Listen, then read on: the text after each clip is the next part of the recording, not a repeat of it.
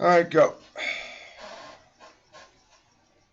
Our main case is about the actualization of students. In order to achieve this, we have to optimize social environments. We should help students learn with their individual personality traits, which is why we have to de-emphasize standardization. Assessment drives instruction, and standardization forces kids to be tested based on a standard. We need an assessment that does business in the currency of intrinsic motivation and not extrinsic.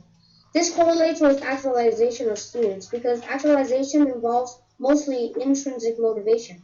So how do we do this? We advocate instead for discursive instructional approach to learning, to be specific and adversarial discourse. Adversarial Discourse. You can't learn open system knowledge and skills by testing with standardization. So we use preference pairs. It's for example, it's not we shouldn't use because Joe got under 50% on the test, he's bad, or because Joe got 100% on the test, he's good. We should use because Joe is better than Bob, and Joe is better than someone, and Joe is better than another person. Therefore, he is good. We should compare it like a tournament. The problem is not the problem is not a curriculum. The problem is standardization itself. Okay, but what if I were to say to you that how are we supposed to compare students against one another without standardization? Um, that's why we have our alternative assessment. Okay, well, that's a good answer. It's a trick question.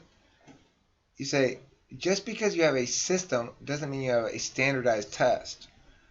The reality is, if we're doing preference pairs, comparing Joe against Bob, that's not a standardized test because everybody gets a different assessment. In other words, first you get assessed in a round against Joe, then you get assessed in a round against Bob. The standard is different because the judge is going to be different, and additionally, the standard is different because you're going up against a different opponent. There's nothing standardized about it at all. It's the exact opposite of standardized. Okay? So don't let your opponents fool you like that when they're trying to lead you astray. Let me ask another question of you, Edmond. Why are there two of you, Gabriel? Oh, there, now there's one of you. Okay. You're able to talk now, Gabriel? All right. Well, Yes. okay, good. All right. So Edmond, next question on this thing. You say a discursive approach is better. What's a discursive approach? I don't know. I don't understand. A discursive approach is basically like where the teacher and the student engages learning when explaining. It's basically like debate. Okay, debate's an example of it. The point is it's back and forth. It's not top down. It's back and forth, and the students have control somewhat over, at least somewhat, but ideally in this case you're going to say they have, like, basically they're driving the bus. They have control over what they learn, at what pace they learn. So the thing is, right now, if you are mastering the material before your classmates, that makes you a good student. It also makes you a student who waits for instruction that's meaningful a lot, right? In order to be a good student, what does that mean? It means you've learned the answers to the test before your classmates did. Because ultimately, in any given subject matter, the teacher has to move forward before everyone has complete mastery of it, right?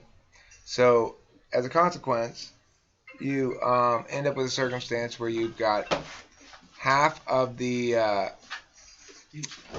kids have learned, a few of the kids have learned the whole thing.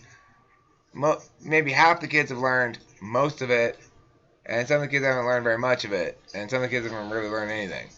And regardless, the reason is because standardization means is not right for anybody, or it might be right for one person, the exact most averagest person in the world, right? Like average Joe's, average at everything. He's gonna be just right for him, but it's gonna be not right for everybody else.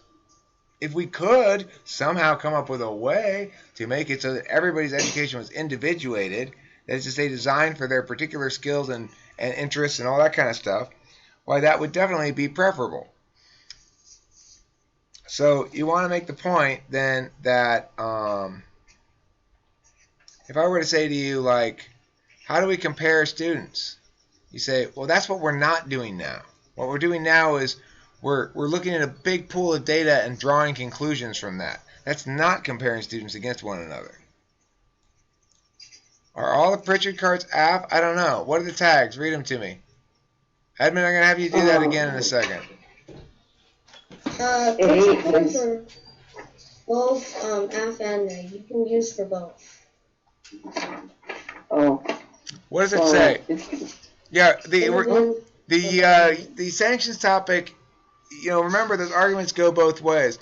Make sure you guys get the, I believe it's in the PDF folder, but let me make sure I put it in there. There's a nice global warming thing that you're going to use as a turn on Russia oil, okay? So we'll practice that next since we got 8th grader here, Edmund. You got the gist of that stuff down, I think. Okay. Okay. I'm very impressed, Edmund. You're another one. You're one of those INTPs that pops up and surprises me, and it always is like, oh, you've been paying complete attention and understanding everything and not displaying that at all. So of course I don't notice because you're not engaged in social displays. So that's my little personality type link for you there. That justifies this inclusion on Talking with Famous People. All right.